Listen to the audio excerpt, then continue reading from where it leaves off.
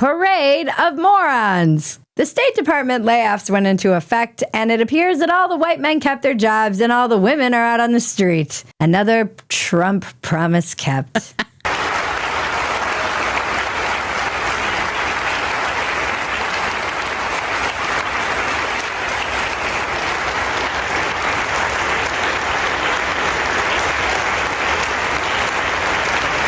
The real reason this happened was to distract from all the Epstein news.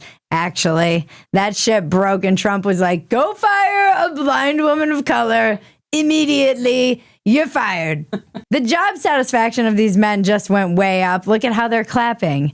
Not because they're honoring them. They're just happy that Lisa will shut up about toxic masculinity. They can finally just do their jobs without doing Tammy's job too, while having to pretend she's brave. So this is how diversity dies. To thunderous applause. We don't even give men who have served in war dramatic displays of gratitude like this.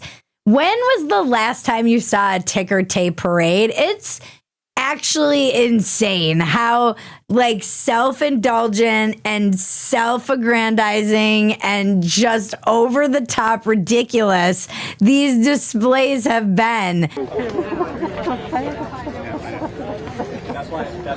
The vets came back from Vietnam and we literally spit on them. But Brenda packs up her photos of cats from her desk and her coworkers act like she stormed Normandy. I couldn't help but watch these dramatic exits and think about all the jobs I've had in the past and what it would be like if I just left every restaurant after doing the work I was supposed to do, just walking out with people clapping. I'm like, did my side work.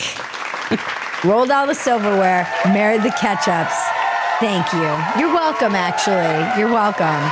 Maggie, can you even imagine what job you've had, where you would leave or get fired or get laid off, and this would be the kind of hero's journey send-off?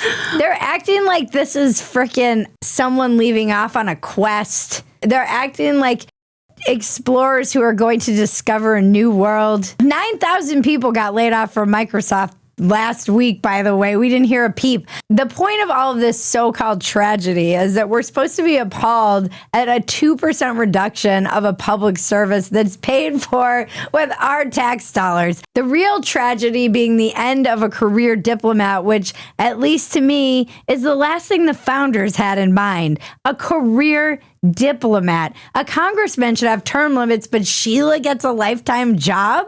And by the way, can we please stop calling it service? They were considered public servants. I get it. I know I'm going to get some people in my mentions who are like, actually, they are public servants. There's no volunteers here, though. They did get a salary for it, a pretty large one. And you never say thank you. That's what the money is for. Compare it to real service like military or police. Yes, they also get paid, but they're also getting shot at. I feel like the distinction is worth mentioning. Lois's biggest risk was obesity or the DC Metro on the way to work. Not always that safe. The government is not a jobs program. And frankly, I feel like people have forgotten that.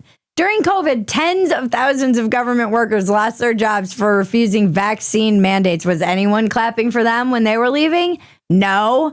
As I recall, Biden was warning them about the shitty winter they were about to endure, and lefties were writing think pieces questioning if we should actually hope that they die. Tens of thousands of workers lost their jobs when Biden shut down the Keystone Pipeline. No applause lines for them. Just so you know how public opinion is, people are just generally like, this is what I voted for. Yep, this is what I voted for, minimizing the government. As one excreter said, keep doing this until there's no one left to clap. Also, why do these guys all have time to stand around and clap all day? In my old industry, diners, the whole thing was like, if you got time to lean, you've got time to clean. We heard it constantly. If you've got time to clap all day, you should probably be packing your box. Also, how embarrassing is this? You've lost your job and your reward is Hank clapping for you while video of your walk of shame is broadcast on CNN. I I can't imagine this. The thought of doing this is so embarrassing to me. And I have way too much pride. And also, I don't feel entitled to really anything. I can't imagine the simultaneous amount of entitlement and also perceived victimhood that you would have to embrace in your mind to be able to proudly, with your head held high, walk out with your little box of stuff from your desk. Like, it's beyond parody. And everyone's standing there clapping for you in a long, extended walk down a hall past all your coworkers, and you're like feeling like you're brave. This was an embarrassing ceremony, and it did feel like they were about to break out into a Hamilton number at any moment. If more people join in, the song will get better. If more people join in, the song will get better. This is all familiar back patting if you've ever seen how women interact in the workplace. I worked in a real job, whatever that means. The inter-office dynamics among women are insane, because for something as simple as sending an email, 10 different women will tell Brenda she's a rock star. Brenda, you're a rock star. You are such a badass.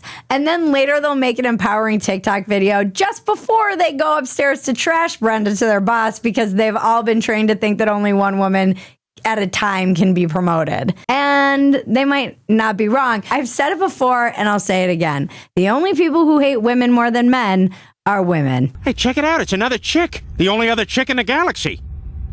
I don't like her. Tell me that I'm wrong. It's so true. It's so true. They'll be like, you're amazing. And then they'll be texting like, can you believe this bitch? Do you think they did that around like that when they were hunters and gatherers? You know, they were like, no. You want to know why? Because there was a very clear division of labor.